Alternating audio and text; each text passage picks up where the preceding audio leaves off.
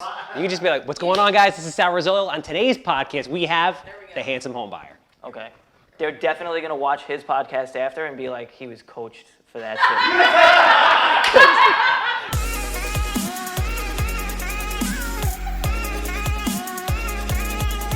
shit. My name is Sal. I work at Cardinal Financial. Ladies and gentlemen, I'm sitting here with, I might butcher this, Charles Weinraub, but also, or more importantly known as the Handsome Homebuyer.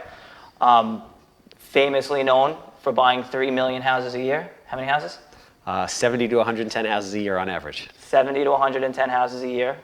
We figured we'd get together and do something a little bit different from the normal mortgage, what's your interest rate, real estate, where are you buying, how's the market, blah, blah, blah. And I think we're gonna nail it today. We have a lot to talk about, and I'm glad that you're here. So I'll play devil's advocate, and I'll say in 2008 you could get you could get a loan as long as you could fog a mirror. That's what they used to say. Yeah. So if if you wanted a house, it was $600,000. You didn't have money for a down payment. You didn't have money for closing costs. They would give you a loan for $620,000. Mm-hmm. They would give you a higher interest rate because you couldn't qualify for it, and then you could use that extra money to go buy another house. And being in the industry now, I know that that's not what's happening. Okay. But coming from somebody who buys how many houses a week? 70 to 110 a year. A year. So, plus commercial. All right. So every 3 days you're signing contracts. Pretty much. So what's your take? So everybody wants, we're talking about real estate, we're talking about houses, so that makes sense, but it's more about overall economics of the world and everything that's going on. Okay. So at NYU, I studied the last 100 years of recessions. And it's very interesting to see that there's a pattern. So what there is there's a major recession. It doesn't matter what the trigger is. The trigger is always different. Like last time it was the Great Recession with housing. Before that it was stocks. There's always something, right? Savings and loan crisis, whatever it is. This is COVID, World Trade Center, whatever. But what happens after that is always the same thing. But you typically have a major recession that takes approximately 8 years to come out of, which was the last one we had. Then you have a minor recession, which takes roughly 2 years to correct itself, which is what we're in right now. Okay. The government does things every time there's a recession to inflate and boost the economy, and then the cycle repeats itself all over again. You just have to be kind of cognizant of what the government is doing and where we are in the state of things. What do I mean by that? Want me to go into it? Of course, of course. So every time the government regulates the economy 2 ways. They either they buy bonds, flooding money into the system, which drops rates, which is where we are right now, or they spend money, right? Quantitative easing, they go out and they spend money on things to build things, this, that, and the other thing, right? Until everything starts to recover. And whether they do either one of these things, it's in an attempt to stimulate the economy. They do both, right? They play with them. They do both. So that's what's happening right now. They spent a ton of money. There was a huge stimulus, right? Trillions. Dropped it to historically low interest rates. The thing that's scary for me now is, it's like those are their 2 shots. So once you shoot your shot, you're done. If it doesn't work, right. Well, you're done. It works, yes, but we've been living in like a really low interest rate society for a long time. Comparatively speaking, because people think 4% is a high interest rate, but you could go back 15 years and you haven't seen anything over 5, and that's low. Yeah, my father, when he bought his house, I don't know, it was 37 years ago, he 14. paid 14% interest. 16, 11, yeah, I hear it all the time. So, and again, that cycle always kind of continues. The thing is, you can't stop that, you can't fight that. You can't totally predict it, but once you get dialed into it, you kind of get the ebbs and flows of the way it works. Do you ever think that we'll see interest rates that your father's seen? We could have massive inflation with everything that's going on. We could definitely have inflation with everything that's going on. See, so what I've been looking at from my computer, for what I do, which is very one-tracked. It's mortgages. It's either refinancing or purchasing residential homes. So what I've seen is, a 16% interest rate or an 11% interest rate or a 12%, whatever it is, when your numbers are that high, it sounds scary in today's market because houses are $500,000-$600,000. Yeah. So the average salary versus the average amount that people were paying for houses back then is skewed compared to now. Yeah. So 16% of $80,000 is still only whatever it is, $10,000 or $11,000 a year in interest. 16% of $500,000 is money that people that are qualifying for that house now, they don't even make that in a year. or 2 years or 3 years. Yeah, I mean, it's kind of scary what's going on. People are making the same money today that they were making 10, 15 years ago. And house prices are double. I mean, forget about that. Everything is double. Like, right. a 2x4 went from being $2 6 months ago to being $6 now. I mean, Is a that gallon New of milk York today. or is that? I always wondered. I meant to I mean, ask New you York that. is a different animal. Is worse. I don't, everything outside of New York is much, much cheaper. Okay. I have a buddy who's building developments down south in North Carolina. It's a Okay. totally different ballgame. We were looking at them today at the office. It's a totally, totally different It animal. really is. I was seeing a house for 400,000 that was like 4,000 square feet. I was like, I didn't even know you could build a Yeah. house for that cheap, just raw material wise. Exactly. New York is another planet in and of itself. And that's why you've had, I mean, the thing that I'm worried about with the whole COVID thing is I think right now, New York City is screwed. People are leaving New York City to come out here to the boroughs, and that's another reason why it's crazy. There's no supply. I mean, there's no supply. There's massive demand. You have super low interest rates, so it's pandemonium, right? We're having, I mean, your business is the craziest. Guys have been here for 30 years. They're like, I've never seen this before, right? Me too. Same thing. I listed a house in Wyandanch last week for $399. I sold it for $500,000. Bananas. Did you really? Yeah, I mean, it was a high rent for the basement, which was kind of cool, but still, it doesn't matter. But did they signed an appraisal waiver? Yes. Did they waive the appraisal? Yes. Jesus Christ. Yeah, people coming out from the city. Lines around the block, people coming out from the city. But what I'm worried about later on is this. So the first wave of it is, and then people that have been here a long time, they're out of here. Like, they're calling me up and they're like, yo, I'm leaving. I'm going to Pennsylvania, I'm going upstate, I'm going down south, I'm going to Florida, whatever it is. So the first wave is, okay, people live in the city. New York is screwed. The second wave that I'm afraid of is this. When you can work from home and you're making New York money, you suddenly realize New York just becomes a cold, dirty, expensive place to live, and you're like, why the fuck am I here? We were just talking about this at the office today. And that's what scares me about, but nothing happens really fast. So this is the first wave, and then let's say 5, 6, 8, 10 years down the road, people start realizing the generation change, the younger generation, like you and younger than you, is cool with that. They're cool with working from home. They're super tech savvy. It's not the same thing. So trends change. What happens to New York? So all that New York is really going to have to stand on is that it's just as close to the water as 13 other states across the rest of the country. I don't know. I mean, it's the financial capital of the world, yes, but I mean, I'm not a political person. I don't really have time to follow that. It's not what I'm into, but I do know that leadership means everything. So unless you have people that are in there that are encouraging business, that are encouraging jobs, that are encouraging the type of development that people want to live in, they're going to leave. Right. And then what? Well, so our business is one of the, is prime for what you're talking about, because if we could work at home, realtors obviously can't work from home. So a realtor is going to be tied to whatever market they're in. And, a realtor that sells $60,000, $70,000 houses makes literally 10% of what a realtor that sells $600,000 and $700,000 houses make. Yeah. So they have a different incentive. But people in our industry, we work from a computer. Mm-hmm. So why am I paying 9% sales tax and $16,000 in property tax and 0.8% in mortgage tax and tax to live somewhere where I could make the same amount of money and pay God knows how much less? The money that I'd save would cover my entire mortgage. Exactly. That's my point. And that's what you're scared of. But at what point do you wake up and say, you know what? I really love living here. My family's here. It was really cool. But what am I doing here? Everybody, I mean, how much do you're like 100% on the phone. And now as social media becomes bigger and bigger, we can do this stuff anywhere. People feel like they know you. You could be living in Maine, Florida, whatever, and pumping out mortgages in New York. So I went down my pipeline with my boss. We were talking about this. I was thinking about maybe South Carolina or maybe Florida because my sister lives down there and I think my family's going to end up down there eventually. Okay. But just to look through, so I said, I'm going to take my pipeline. I have 46 active loans. Okay. I went through each one and I said, is there any chance that I wouldn't have this loan in my pipeline if I didn't live in New York? Mm-hmm. What percentage, living in New York, how much of that has generated my business? Because all of my business is referral, it's self-sourced. Yeah. So I don't do lead business and I've never liked lead business. So if I feel like leaving New York is gonna cut me in half, I could never do it. Okay. Couldn't find one. I hadn't met face to face with anybody. Okay. It was all word of mouth and it was all people that have known me that I grew up with or that see me on social media.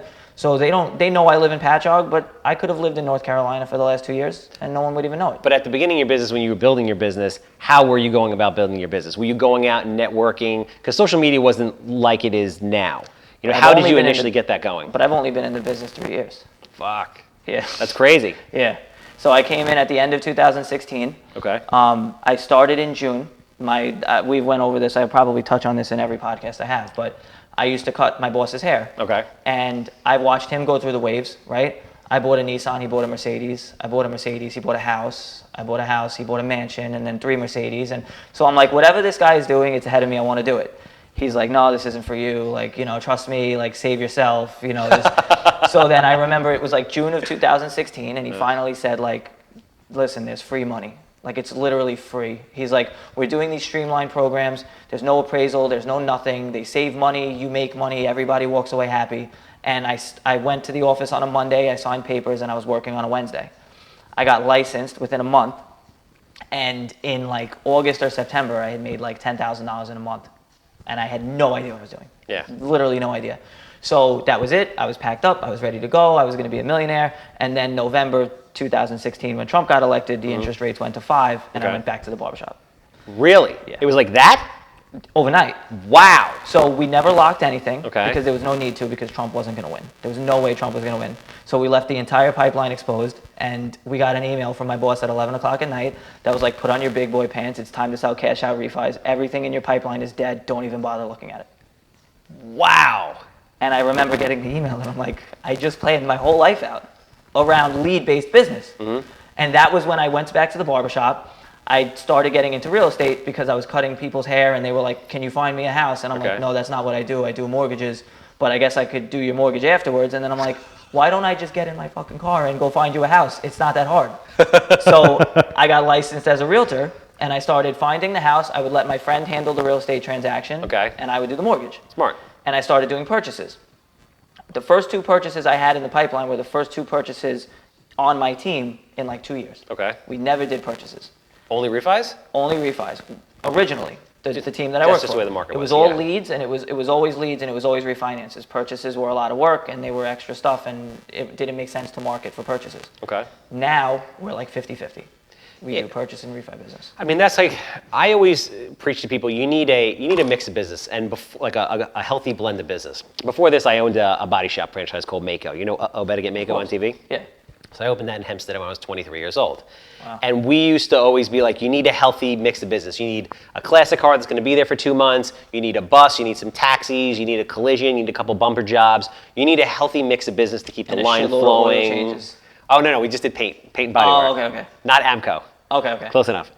Same owner, actually. The guy who did Amco opened up Mako. Mako? Yes. Okay. So, but you need a mix of business. And that always stuck in my mind. So when I started investing in real estate, it was the same kind of thing. So, at first I was only doing single family, first-time home buyer houses in good areas. Okay. Like, you're solid, like Wanto, Merrick, Belmore type of thing. Then I started venturing out into like the Roosevelts and Uniondales of the world. Then I started building new construction, putting dormers on. Then I started renting houses. Then I went back, got my master's, started doing commercial development. And then I learned about every asset class within commercial development. So I can do assisted living facility, like stuff I'm working on now. Assisted living facility, affordable housing with government tax credits, a Starbucks. Like, it doesn't matter what the property is and what the market is. I know enough about it that I can make it happen. Yeah. So I'm always active. My construction company is always active. My investors' money is always active. As opposed to somebody that just likes to flip in Levittown. Right. You know what I'm saying? Yeah. So for you, or I guess anybody in any business, you need that healthy mix of business, and it's about brand. Right. So you're building that brand so that when the market swings, you're either doing refinances, purchases, a blend of both, but you're always eating. Well, same thing for you. So like, if housing values tank tomorrow, but your rentals are still performing, you're not going to look to be flipping houses because no one's buying or the market's down and everything is selling. So you could just turn around and say, right now it's time to focus on this, and I already have experience doing this, so you don't miss a beat. Yes. As opposed to someone like you said who's just flipping in Levittown, and then the market tanks or the interest rates go up to 7% and nobody's buying in Levittown or anywhere anymore right now, and then you have nothing else to do. Exactly. So that's why I was flipping, and then like a year and a half into flipping, I was like, I got to start buying rentals because I know that nothing lasts forever, period. And there's always cycles. But let's say worst case scenario, you can't flip houses, although you can pretty much flip houses through everything. But let's say you can't flip houses for whatever reason. I need to eat. How do I survive? Oh, I have this portfolio of rentals that's always going to be forming. That's backed typically by, government Section 8 or CDC tenants where they're always paying. Like through this COVID thing, I really didn't skip a beat. 75% of my portfolio is government tenants. They pay every month. And if the tenant pays a portion, and let's say they lost their job, no problem. Call up CDC, call up Section 8. They kick in, they pay the difference. Cover it? Yep. Wow. Absolutely. They readjust the voucher, boom. So that's the way that I did it. I like to be diverse like that. The thing with real estate investing is, real estate is not, and you know this, real estate is not like the stock market. It's not like up one day, gone tomorrow. With the mortgages, the rates can change like that, but real estate is like a slow moving ship. Yeah. So there's signs, there's triggers that things are going to change, but it's not going to happen tomorrow. Right. And you have time to plan if you're dialed into the market and what's going on.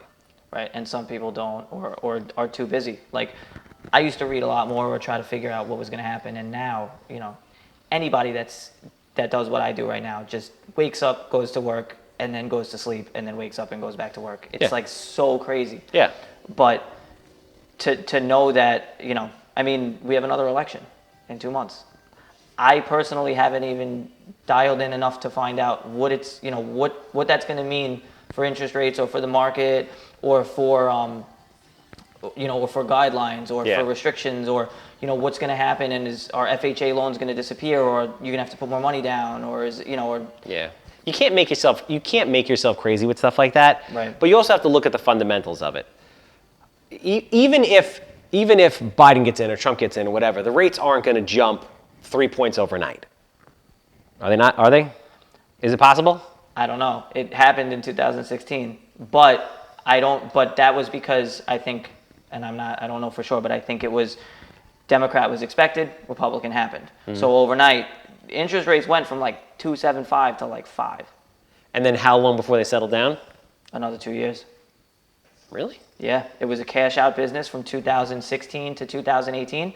And in 2018, it tapered off a little, but in 2019 to 20, that's when rates came back down into the 3s. Okay. And I've refinanced my entire book of business that bought from 2016 to 2018. But you still have, let's talk about right now what's going on with the whole COVID thing. You still have no supply of inventory. There's no inventory. Purchase business right now is tough. No inventory. You still have all these people coming out from the city.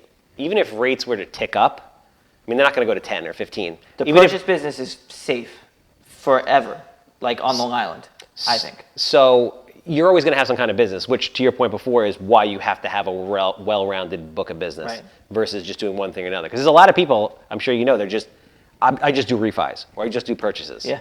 And you can't. I know. Well, the team that I work for, a lot of the people I work with used to only do refis. Mm-hmm. Everyone's changed. Everyone does purchases and refinances now. But I've probably benefited from it, the most out of everybody because of all the purchases that I was doing when nobody else was doing them. Yeah. So they're like, where is all your refi business coming from? I'm like, where do you think my previous clients are going? Yeah. Like, I've already made a mark. Back then, I was only doing 3-4 loans a month. My customer service was through the roof. Yeah. They're calling me. Yeah. They're calling me like somebody else reached out to me. I told them I was busy and I wanted to see where the rates are. So you can't, the purchase business is where you build the relationships with the attorneys, with the settlement agents, with the realtors. You don't get that in the refi world. The interesting thing is, but are you a networking guy? Are you out there? Or do you just, I've heard through the grapevine, I've never done a deal with you before, but I've heard through the grapevine that you do a great job. So because you do a great job, the attorneys that are on the other side of the transaction are like, yo, I don't know you, but I see that you did a great job. I need to plug you. Like that. I need to plug you in on my side. Yeah. Is that how a lot of that business comes from? Or are you out networking? What are you doing? I went to 2 networking dinners since I've been in the business. And I've sat down and had conversations with my boss, and he's like, you have to structure this. He's like, because the way that you get your business makes no sense. He's like, you don't advertise, you don't market, you don't network, you don't approach realtors, you don't approach brokerages. Mm-hmm. He's like, what if the business stops coming in? And I'm like, I get scared of that, but I don't even have the time to structure anything because the business it's still falling. I mean, I wouldn't worry like that because it's still relationship based. The only thing that he doesn't understand is how you build your relationships. But at the end of the day, you still have relationships. Yeah, I do. And that's it.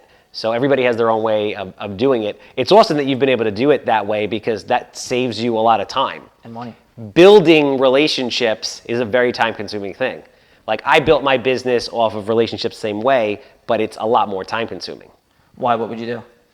I mean, I really help and donate a lot of time to people. Okay. So I have a lot of education, both real world and institutional education. You do CE? Formal education.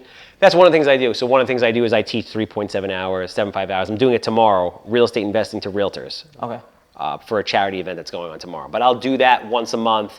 I'm very approachable in the space, so I do a lot of stuff. People see me doing a lot of stuff, but I'm approachable. Like who you see on Instagram is who you meet in person, and you can call me, like my phone number's there. Okay. So people do that. So here's a good question for you, because most people that do what you do, they flip houses, right? Okay. They hide in the shadows. They don't want to meet the realtors. They don't want to meet the sellers. They have a number. They give the realtor a number, and then if they get the house, they don't want to go to the open house. They don't want to go to the closing. They give power of attorney. So what made you feel like being in the spotlight and, you know, and making your name known gives you an advantage when it comes to, I guess, either putting in offers or winning auctions? Or It's just, it's building a brand in general. People want to deal with people that they like and they know we're going to deliver. And I also create experiences for people. I create experiences for my investors. I create experiences for the realtors. For the realtors, let's go. I'll give you the two examples. Cool? yeah, of course. So for realtors, I will, like Dan O'Neill, great friend of mine. We started doing this stuff because we were buddies. But we'll go out together and we'll make videos. We'll do vlog videos about walking through a house, what we're doing. It stinks like cat pee, there's garbage everywhere. I've seen those. And we're having a great time. But what does that do? That creates this insane bond between Dan and I. Even though we're friends, it heightens that. It's a fun experience. We like doing it together. It brings business in. And it also, like on my side, realtors see that and they're like, yo, I want that action. I want that attention. I want to have fun with that. Like this guy's having a good time. If I got to go work every day and I want to make money, I want to do it with this guy. Yeah. Because it's also going to help me build my brand. Like I'm all about being out there to help everybody else build their brand. But, and then these are the realtors that are calling you when they see a deal. Exactly. They want you to be there to walk through the house first. Exactly. Hopefully Charles wants this house because Exactly. I hope I could get to deal with him. Yeah, I don't really bid against other people. People call me and they're like, yo, I have this house, do you want it? Yes, because they know I always deliver, right? We have a good time. I'm gonna boost their business. I'm gonna give them the spotlight. I'm gonna, paint everybody in the best light possible, and we're gonna have a really good time doing it. And then on the listing side, we do an unbelievable job on the houses. We gut renovate everything. I have a designer that I hired to design every house, top to bottom, so they're super cool. When I call the realtor up, I already have professional pictures taken, I have the description written, I have the lockbox on the door, I have 2 sets of keys, we're doing all kinds of videos about it, having fun. The house sells for over ask in 2 days, the phone rings off the hook, and they get bonuses. It's like, who else are you bringing a house to? Right, why would you? And for me, there's a lot of guys that pay to market. Yeah, I do all that stuff, but let's think about it logically from a cost standpoint. A really good realtor that, let's say, sells 30 to 50 houses a year, they're gonna get 1, maybe 2 houses that stink like cat pee every year. If I have a great relationship with them, who are they bringing it to? Right. Me. And if I have a great relationship with 5,000 of them, I have 5,000 people out there who are looking for houses from me that wanna do business with me that I'm not paying. Right. Right? So think about that. Now, if you want Those to... are your employees. It's basically. just, I guess it's almost like a 1099-ish type of... Right, but those are the people you commission have type working for scenario. you, and you're only paying them when you make money. Exactly. So, and now if you want to do like a disrespectful amount of business, like 200 houses a year, which is what I want to do, just to do to be that it, guy. to do it. Yeah. In the hardest place there is to do anything, New York, you have to do everything. Right. But I could literally sit at home and do 30 to 50 houses a year Your without eyes doing closed. anything. Yeah. I could see that. And there's something about being able to do that. It's just, I mean, some people, like I know people in my business and they do, they've done $2 to $3 million in volume a month and they've done it for 10 years. That's what they need to do. They aim for that. If Yeah. they, anything more than that, they either don't bother or they don't answer the phone. Well, everybody... I do. Everybody's But- life is everyone wants their life to be something different. But the same way, like you literally referred to doing 200 houses as doing a disrespectful amount of houses. Like that's what comes to mind. You're like, I want to do something that no one does or no one's ever done before, and just because I know I can, and who are you proving it to yourself? Because that's the way I'm wired. Right. I'm wired to be, I need tons of stimulus all the time. I need total chaos. That's the only way I function well. And I need a constant new challenge or I'm not happy. And you just have to know yourself. Like people come to me all the time. They're like, I want to do what you do. I want to flip houses. And I tell them, this is how you do it. But first I'm like, let me take it a step back. So why do you want to flip houses? Want to make money. Yeah, I want to make money. But then they tell me how they love cutting hair, but they can't make money at it. I was like, so you don't want to flip houses. You just want to make more money. Right. So what you need to do is organize, restructure, educate within your own business, set it up differently, because you can make money doing anything. Yep. Right. And I'm sure you've heard me say it a million times. I flip houses to buy rentals. Yeah. It's that simple. Because that's what builds long-term generational wealth. That's what helps my kids. So you buy the houses, renovate them, make your 30, 50, 70, 90 grand, and use that to buy the houses that cash flow so that when you're 50 years old, you can make X amount of money a month, and you can literally do it sleeping. Exactly. But you'll probably still be flipping houses. With that, I don't need to work today. Right. I have 81 rentals. I do not need to work anymore, depending on what kind of lifestyle you want to live, right? But I don't do it for that. Like, dude, I bought these jeans on sale at the Gap for $20. I'm not running around in fancy cars. Right. I was driving a Honda HR-V for $260 a month until I finally got a Mini Cooper, and it's $500, and I was like twitching. I was twitching that I'm spending $500 a month on a car. I do it because I like playing the game. Yeah. No, I feel the same way. I mean, when I used to cut hair, I used to sell DVDs. I did whatever. You're just a hustler, bro. Yeah, I always was. And I was 17 when I moved out. I was 18 with my own apartment, my car, my this, my that, my this. Everybody knew I was doing well, but I was check to check. Always check to check. Until I was like 23 years old, I was literally working on the 31st to pay my rent on the 1st. Yeah. And I was going to school for court stenography. And when I graduated for court stenography, I did it for one day. And I said, I'm never doing this again. Dude, how would you do that? What would make you think that you could be that guy sitting there doing this? I was young. I don't know. So long story short, I literally did it for a day. Okay. I called my mother on the way home. She's like, how was it? I said, I'm never fucking doing that again. And she's like, are you joking? She's like, you spent $11,000 on software last week. I said, I'm putting it on Craigslist. If I get 6, I'll be happy. I said, I'm never doing it. I'm never doing it again. So now I'm back at the barbershop, 4 years down the drain, no money, no nothing. And I'm like, wow, I really need to like figure my shit out now. Like now my plan is gone. So like, what do I do? So I talked to my boss at the time. This was way before I started in the industry. And I told him, I said, what do I got to do to buy a house? I'm off the books right now. I don't make any money. The government doesn't even know I exist. I need to buy a house, and I need it to have 3 kitchens so that I could live in it for free, so that I could come and work for you, and I don't have to pay my bills. So someone else could pay my bills. Step by step by step, saved up $40,000, paid my taxes, bought my 3-family house, lived in the first floor, cut out my mortgage, and worked in the mortgage industry. Smart. So, I mean, I had him every week pushing me, but now you get out of the whole, like, how much money do I have to make bills? How much money? And now you just get into the point where it's like, I know I could do this. I'm here. I could live here, but I want to be here. Mm-hmm. And then once you get here, you're there for like a year, and then you're like, I don't want to be here anymore. I want to be here. Yeah, I mean, people do things for a lot of different reasons. It all depends on, on what you're into. For me, it's not the material possessions. It's none of that stuff. Being really good at what you do. I just like the challenge. I like playing the game. And don't get me wrong, I like nice stuff. People like nice stuff. But to work to buy stuff that you really can't afford to impress people that you don't even really like just doesn't necessarily make sense. But to each his own. I would rather live in my parents' like to this. So I buy 70 to 100 houses a year. I don't own a house. Really? I do not own a house. You rent? Yeah, I would never. Well, now I live with my girlfriend, but before that I rented, and I live in her house. So, and if we were to break up tomorrow, I would rent a house. I have no desire to own a house, and that's what I do for a living. None of the 70-something houses you have, you're like, maybe I'll get that guy out of there. I'll move into it myself. No, I have no desire to live in a house. Is it because you can't let go of the cash flow, or you just can't commit to living in your own house? No, it's just home ownership. I am not really. Again, I sell houses to people. This is how I make a living. This is how you make your living. I don't really believe in home ownership for me. Can we cut that? No, that's relevant. It's relevant. I agree. No, so the thing is, okay, home ownership. I'm highly trained in investing, and it's also like what I'm wired to do. It's your gift and your curse. But the average person that buys a house, it's forced savings for them, which is good. You need that. Nothing wrong with that. And there's nothing wrong with buying a house, but understand that it is not an asset. It is an expense. It also, there's a bunch of different things. It ties you down. For the first 10 years, it's all interest. It's all interest, taxes. plus all the closing costs and everything associated with it. So if you're not staying there for the long haul, don't do it. Right.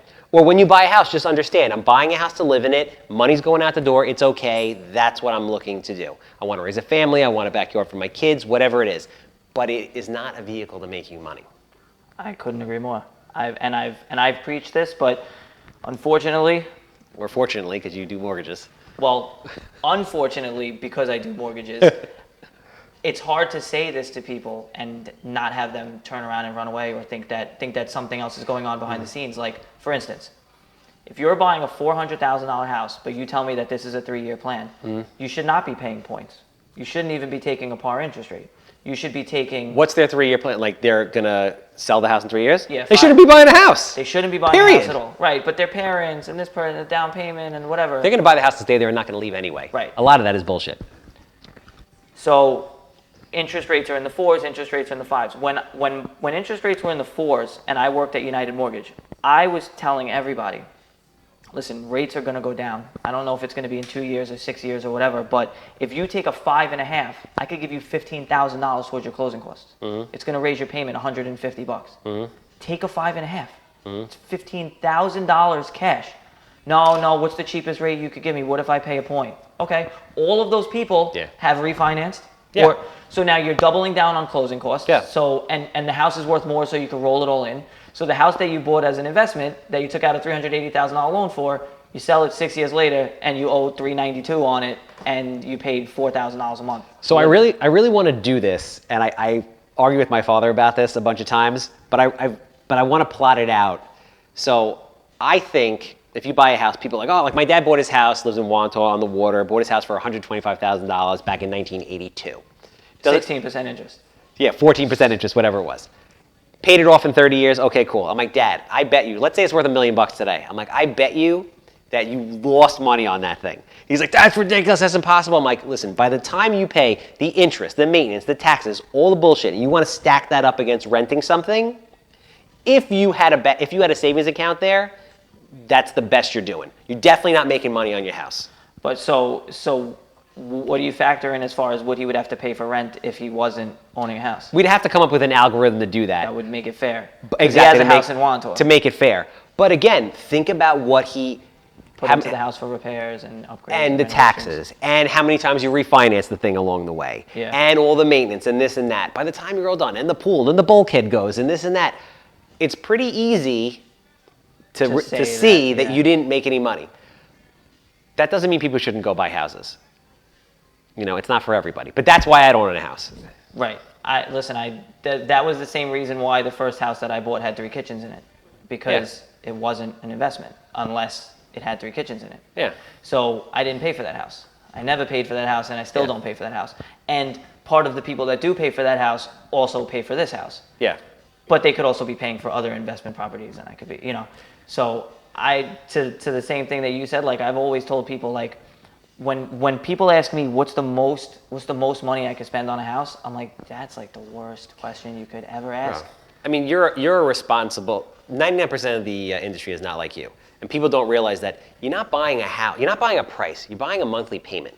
And if the monthly payment makes sense, then you do it. What can you ratchet the DTI up to these days? Like, what's the max somebody wants to ring it all out? On FHA, where you're paying mortgage insurance, you go up to $56.99. That is insane. That's pre-tax money. That's gross. Correct? Yeah. So you'd be lucky if you put gas in your car after that. So the people that like I've done loans for plenty of people that have additional sources of income, whether they're side jobs or off the books or whatever. But the people that don't, I'm like, this is your true household income. You're using 55% of your gross income. Yeah. You're only taking home 75% of that. Yep. By the time you put gas in your car, your electric, your utilities, your gas, your food, you're done. Care. Society says I need to have a house, and I need to have this house. To be nice. I need to have this house to prove this to my family, to prove this to my friends, to prove this to social media, whatever it is. And it's a problem, and that's why people will continue. The cycle always continues of buying, refinancing, short selling, foreclosing, etc. Because it's about education. We don't get taught that. I didn't learn anything in high school, bro. I didn't learn anything in college. Right, unless you took the right classes, which, do they even have classes for? I trained with, when I got into real estate, I read Rich Dad Poor Dad when I was 27, and I'm like, I'm going to be a professional investor.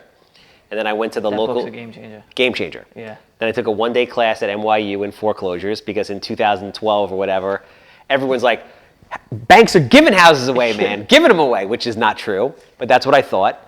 And she said, the lady who taught the class said, join the local RIAs. So RIA stands for Real Estate Investment Association. Okay. So they have them all over the country. They have multiple on Long Island. I went there. I met my first mentor, Carl Chavone, Okay. who's the one I'm jumping on the podcast with after this. Okay. And I trained with him for like 3 or 4 years before I was ready to buy a house. And then it took me a year to get my first house. Oh, wow.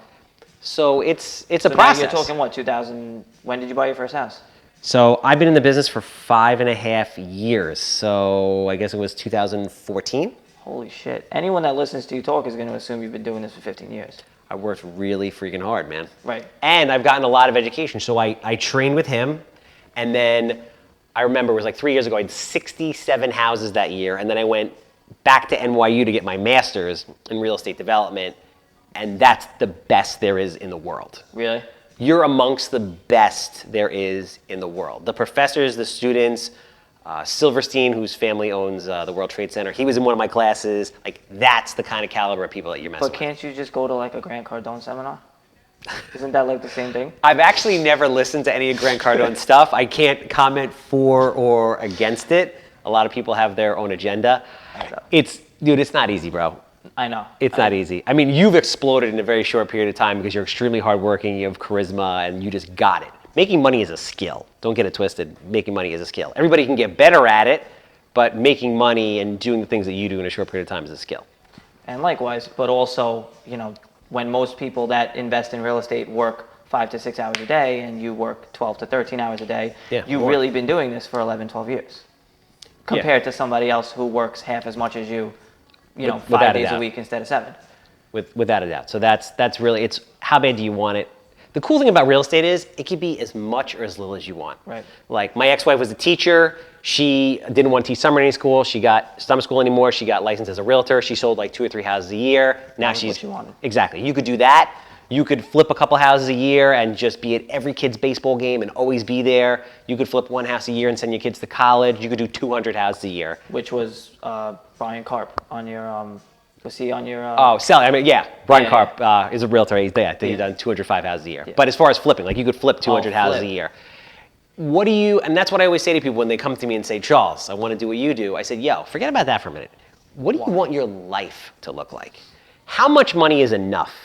How much time do you want to spend with your kids? Do you want to have kids? Do you want to get married? What do you want your life to be like? And then you design your career around what you want your life to be like. Yeah.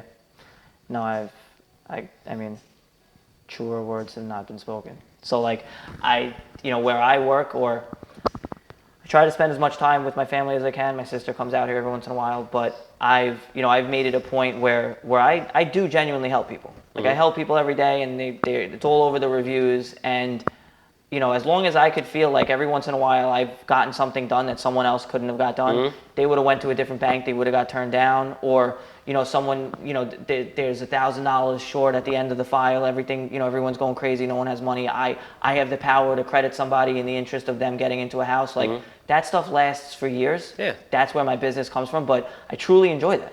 Yeah. Like I do not get in my car and drive to work and like dread going to work. No. I can't remember the last time I did that. From the barbershop, we had to be at Party City when I was 14 years old. I was like, this fucking job. I was in a cab, getting dropped off at Party City. And that's a big deal. And I think a relevant point that I want to ask you, because I'm always curious to know why people do this, is for all intents and purposes, you had different careers. You were in the barbershop, steady business. You were good at it. Your clients, you could have been a stenographer, steady gig, right? A lot of people can't overcome the fear of leaving what they know for something that could possibly be greater. How did you do that? So, I mean, this is going to sound like super cliche. This is probably something that, every celebrity has said. But as I grew up, or while I was growing up, we didn't have. We had less than not having. We were bouncing around from apartment to apartment. We were getting kicked out, this and that. That drove me to know that whatever I want to do, like I want to like what I do.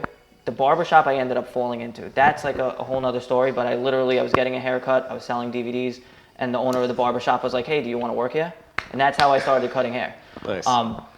But being able to say like, all right, I work at McDonald's and I have no idea how to cut hair, and I'm going to walk away from McDonald's and walk into a barbershop. Is that what you're doing? Yeah. Wow. Yeah, I worked at McDonald's for 3 weeks. So I worked at the barbershop and I made no money, and I was 16 and I needed it, but I seen the money that was going on in there. And I said, these people, they all have nice cars, they all, they're all in their 20s, everybody's, they're on their own, they're living by themselves. That's where I need to be. Whatever it took to get there, that's what I was going to do. Sweeping up the shop, pushing DVDs, and eventually cutting my friends' hair for free and destroying their haircuts for months. And then, and then from the barbershop to the mortgage industry or the real estate industry was like, maybe this sounds like shitty to say, but I look at people and I look at people that are making money in an industry, and I'm like, if that person can do it, I could do it. So I'd be curious to know, because I think this is like a relevant point to drill home. You're looking right there, someone's watching this or listening to this, and they're like, they hate their fucking life. They want to do something, they have dreams, they have goals, they have aspirations to do it, right? But they're afraid, there's fear. What do you say to them? That if you spend... Look at them.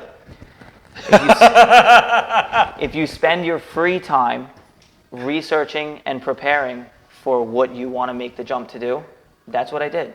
You read, you get ready. When you leave work after doing 8 hours of what you hate, you spend another 8 hours preparing for what you're going to do. But what gets you emotionally there to take that leap? There's that fear there, bro. There's that fear, like, was there ever a fear that you would fail? Oh, yeah, of course. How do you overcome that? How did you overcome that? Shit, I don't know. I mean, I guess... There's got to be a moment. You got to remember. So going from the barbershop to the mortgage industry, I remember that, I remember I was sitting in my boss's chair, and he told me, he's like, he eased me into it, but he tricked me. Like, he invited me to the office. He said, come by on Monday, take a look around, and, just get a feel for the place. And when I went in on Monday, he brought me into a room, and it was just me, and there was papers on the desk. And he was like, you work here now. And you just did it. It had been months. I mean, and I guess I'm lucky to say it was him. Like, he drew me out of it. But if you have a mentor or someone that you look up to, and they tell you, or you watch them, and you have to be confident in yourself. You have to be able to say, like, I am willing to spend whatever time it takes reading, whatever time it takes researching, whatever time it takes learning, and I'm willing to put a few dollars aside to float myself for the few months that I might not make the money that I'm going to make. Yep. But the only way you can make an unlimited amount of money is if you choose a career path where making $0 is also a possibility. Got to take the risk. Right? If you're an employee, you're an employee. And if you're out building a business, the sky's the limit, but the floor is the floor. So. True words have never been spoken. I mean, that's how it's always been for me. I used to say all the time for myself, it was right place, right time. Like, I kind of stepped in shit. But opportunity knocks, you have to open the door. Yep. You could be in the right place at the right time. If you don't open the door, you're done. I think you did the exact same thing. I appreciate you, man. No, thank you. Thank you very much. Great advice.